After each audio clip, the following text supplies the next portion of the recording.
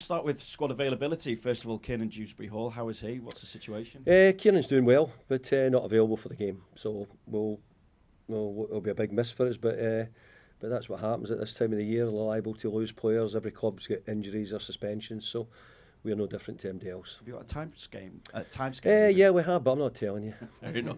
Merlin Roll, is he? Merlin Roll's back. He's been training, and hopefully he'll be back available for the game. And Jack Grealish?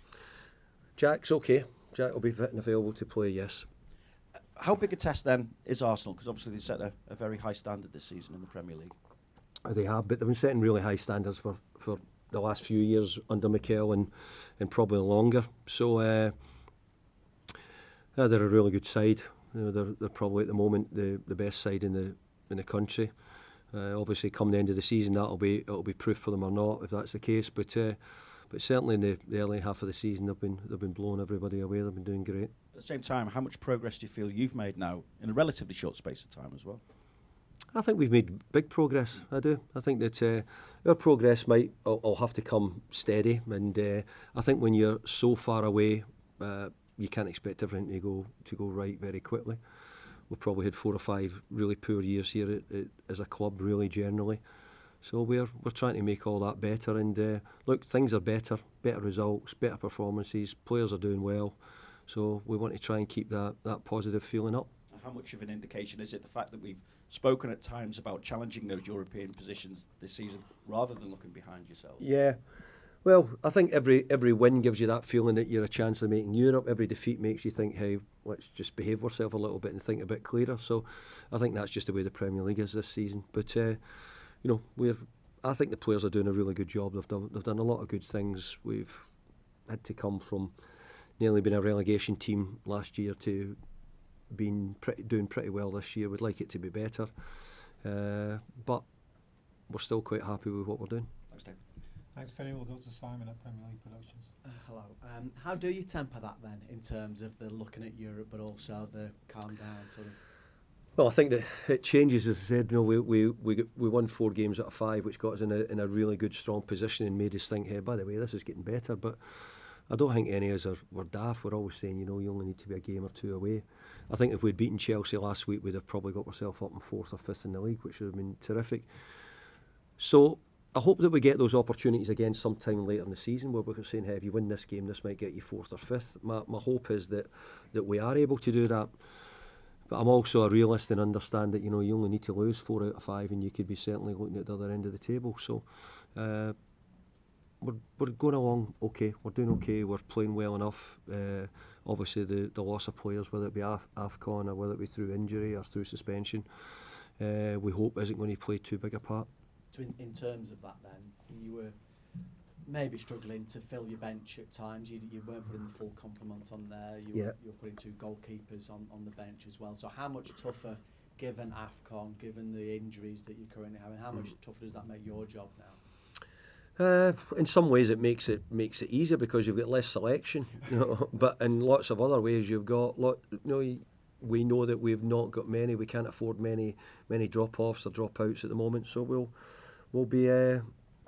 see what we can do. Hopefully, we'll have players back come mid-January, and certainly the boys from AFCON, and we'll see how they do. You're not being tempted yet to bring back a certain midfielder from another football club? Well, that could be a possibility, and it's getting much more closer to that possibility, and we'll certainly consider it. You can leave him there, He's doing all right there, where he is. As far as James Garner is concerned, this, if selected, will be his 200th appearance in English football, over half of which now have been with Everton. What sort of influence is he having now? He's getting near I suppose, the more senior. I know he's only 24, 25, but that more senior player. I think he's having a big role in what we're doing. I think he's played really well. I think he's been good against a lot of the so-called top players as well. I think he's shown that he can compete at that level.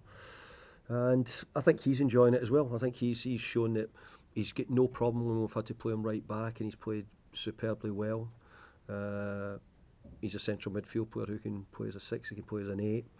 He's just given us that versatility and that flexibility when we need him to do different roles. But his overall play mean, the people who've probably watched Jimmy a lot longer than me, I've seen him since I've come back, probably just less than a year ago.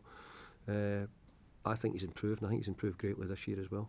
His stats will show that as well, all apart from the shots converted. I think he's had more shots than any other Everton player this season. Is that right? Yeah. But he's only scored that one goal against Brighton. Is that the one place that maybe? Well, it is. I mean, I think that I think we always want the midfield players to score more goals, and we're pushing them that we get goals from every area. So yeah, I think Jimmy could do with adding a couple more goals to it, but he helps us. He's a deliverer. He's got a few assists to his name as well. So hopefully, he can start getting some more goals. Thank you. Thanks, Simon. We'll go to Julia, ready on Merseyside. Hey, David. Hi, So just on James Garner again, obviously you are very light on numbers and he's sitting on the 4 yellows. Is this going to be a test of a sort of a maturity for him really now as well, how you both navigate this in order to keep the numbers that you need? Yeah, well, it is a problem because we took him off with 10 minutes to go when he was probably playing as well as MD at Chelsea, but we thought, well, if we don't, then we're going to could find ourselves short if we got a booking in the last few minutes. So we're aware of it. But I think that's partly because Merlin's been injured and also partly because Ghana's away. Merlin's back. You know, he's not played any games, but he's back training at least at the moment. So we've got him back in that condition, which helps if Jimmy did get booked now. But prior to the weekend, we weren't so sure how that was going to be. So we had to keep the tabs on him but he's done really well because he had to get through a couple of games without getting booked, and he's done well that way. Mikel Arteta, obviously someone you know very well. Can you tell early on if someone wants to be a manager and if they'll be good at it? Was there any indication when you first worked with him? It's very difficult sometimes to work out what players are going to become managers. I used to think of the ones they got their coaching courses early, but Mikel did. Mikel was clever in his football thinking. You know, he knew how he wanted to play as well. He had a really good upbringing. If you look, the clubs he started with, periods at PSG, periods in Barcelona, Real Sociedad. So he's had a real chance before he came and went to Glasgow Rangers and came here. So before he'd actually been around and seen a lot of clubs, a lot of really good clubs with good setups. But it was a wee bit of a moaner at times, Mikel, and that's sometimes a good sign as well. Wanted things done right, wanted it to be good, wanted the team to play better. But he was a great player for us. Great captain, great player, great signing really at that time, and probably, obviously I've been here at a different period from maybe other people who saw, say, Howard's teams over the years, but Mikel was really part of one of my best teams anyway, if not the best team. I don't expect it to be this week, but has he rung you at points in his managerial career for advice? Yeah. Also for favours and, he's taking my players too cheaply, stuff like that in the past. So, he's a good lad, Mikel, and by the way, he's doing amazing. He really is doing a great job. It's a year ago since the Freaking Group took over. I appreciate you sort of a little bit longer for you to wait for your year anniversary. Just given how the club was when they came in, which has been well publicised, and how they operate now, can you see, since you arrived in January, how different the club is under their ownership?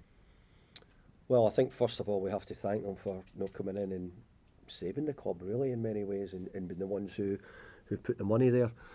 I hope that they're not disappointed with the football club. I hope they've been so excited by the project, the club, the support, obviously the new stadium, because we need them to really help us, all Evertonians, to get back to where we want to be and how we want to move forward.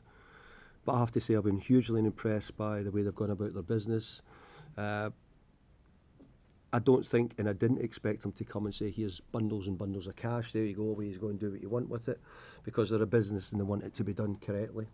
And at the moment they're going about their business quietly but professionally, and I hope that what we want to do is the people who know about Everton, we want to start getting all the building blocks for the club to improve a bit on bit. I don't think we're going to be a club which is going to be able to say, here we are, we're going and spending all the money. We don't own a country where we can go and spend what we want. We have to do it piece by piece, and I think the Friedkins are happy for us to go along at that pace. Finally from me, the 1878s are busy, hard at work again, doing a display with the first one at Hill Dickinson Stadium. how important is it to you and the players, and does it make that difference when these atmospheres are created and you know, trying to replicate the atmosphere that Goodison had with the displays? Yeah, well, first of all, a huge thank you for the support they gave us when we were at Goodison, especially in the run-in when we desperately needed everybody behind us. I think now the new stadium, it's a great thing that they're doing, and I think that hopefully we can add to it. I mean, what we want, I think everybody, the players, the staff, everybody appreciates the work. What we want is the stadium to be allowed all through, not just before the game, not just at the start. We want the stadium to be loud and noisy throughout. And ever there was an opportunity, it'd be the Saturday night before Christmas when maybe you've enjoyed a few before you get there, and you can make yourself heard. Coffees. Thank you. Thanks, Julia. Any further questions in the open section before we move on? No? Okay, thank you.